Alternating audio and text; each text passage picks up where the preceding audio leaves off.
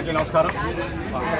NDA ప్రభుత్వం నరేంద్ర మోడీ గారు, ముఖ్యమంత్రి వాళ్ళు నారా చంద్రబాబు నాయుడు గారు, ఉప ముఖ్యమంత్రి అయినటువంటి పవన్ కళ్యాణ్ గారి నేతృత్వంలో మాట ఈ ప్రభుత్వం ఏర్పడిన ఈ ప్రభుత్వం చాలా బాధ్యతాయుతమైన ప్రభుత్వం. ఎందుకంటే ఈ తీర రక్షణకు సంబంధించిన గోడ నిర్మాణం కోసం మన జరిగిన మంగళగిరిలో జరిగిన మీటింగ్లో సాక్షాత్తు ఉప ముఖ్యమంత్రి వారు చెప్పారు. ఏంటంటే ఇది శాంక్షన్ చేయవలసింది కేంద్ర హోంమంత్రి వర్యులు, వారి ద్వారా దీన్ని శాంక్షన్ చేయడం జరిగింది.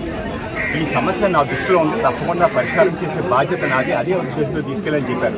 కాకపోతే గత వారం రోజులుగా ఇక్కడ జరిగిన సుబ్బంపేట, రంగూన్పేట, ఈ కొత్తపట్నం ఈ గ్రామాల ప్లస్ ఈ పక్కన ఉన్న గ్రామాల్లో జరిగిన డ్యామేజ్ మేమందరూ కూడా వరం గారు అవ్వచ్చు, మేము అవ్వచ్చు, కలెక్టర్ గారు తీసుకెళ్ళాం. అలాగే మన శాసనసభ్యులు ఉపముఖ్యమంత్రి పవన్ కళ్యాణ్ గారికి ప్రతిరోజు కూడా ఇక్కడ జరుగుతున్నటువంటి విషయాలన్నీ కూడా నివేదించాం. అక్కడికి గతంలో నేను వచ్చినప్పుడు కూడా మీరు ముఖ్యంగా అడిగింది ఏంటంటే రక్షణ కూడా కడితే టైం అవ్వచ్చు, ముందుగా తాత్కాలిక చర్యలు చేపట్టండి. అదేవిధంగా ఇక్కడ మీ గృహాలు ఉన్నాయి, మా అందరికీ మా పేరు ఇంటిపైన పనులు రసీదులు ఉన్నాయి. మమ్మల్ని ఏమో ఈ ఎంఆర్ఓ ఐడెంటిఫికేషన్ మీకు హౌస్ ఉందని చెప్తున్నారు. ఇక్కడ ఉండడానికి భయంగా ఉంది, కానీ మాకు ఆల్టర్నేటివ్ సైట్ చూపిస్తే మేము వెళ్ళిపోతా ఉన్నారు. ఆ విషయానికి కూడా మన శాసనసభ్యులు ఉపముఖ్యమంత్రి పవన్ కళ్యాణ్ గారికి నివేదించడం అయింది, కలెక్టర్ గారు కూడా చెప్పడం జరిగింది.